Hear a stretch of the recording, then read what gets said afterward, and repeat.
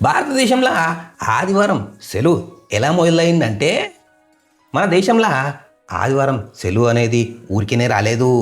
దీని వెనుక మిల్లు కార్మికుల సుదీర్ఘ పోరాటం ఉంది. 1890 కంటే ముందు బ్రిటిష్ పాలనలో కార్మికులు వారంలో 7 రోజులు విరామం లేకుండా పనిచేసేటోళ్ళు. నారాయణ ఖేడ్ మెగాజీ లోఖండే ఈయన భారత కార్మిక ఉద్యమ పితామహుడు.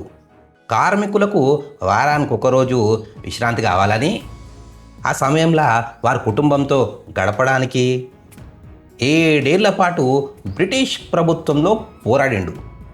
లోఖండే గారు పోరాట ఫలితంగా బ్రిటిష్ ప్రభుత్వం జూన్ 10, 1890న ఆదివారాన్ని అధికారికంగా వారపు సెలవుగా ప్రకటించింది. ఆదివారమే ఎందుకు ఎంచుకున్నారంటే మతపరమైన కారణం.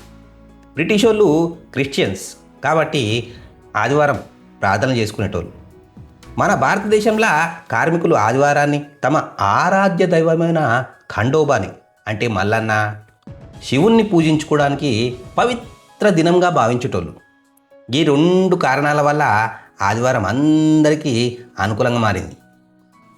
దీని వెనుక పెద్ద ముచ్చట ఏంటంటే ఇది భారతదేశంలో జరిగిన కార్మిక ఉద్యమం సాధించిన మొట్టమొదటి పెద్ద విజయంగా చరిత్రలో నిలిచిపోయింది.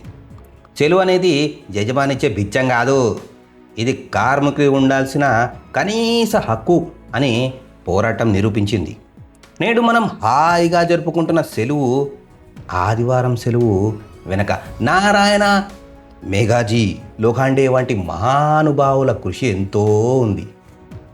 ఆయన కేవలం కార్మిక నాయకుడే కాదు, మహాత్మా జ్యోతిరావు పూలే గారి అనుచరుడిగా సామాజిక సంస్కరణల కోసం కూడా పనిచేశారు.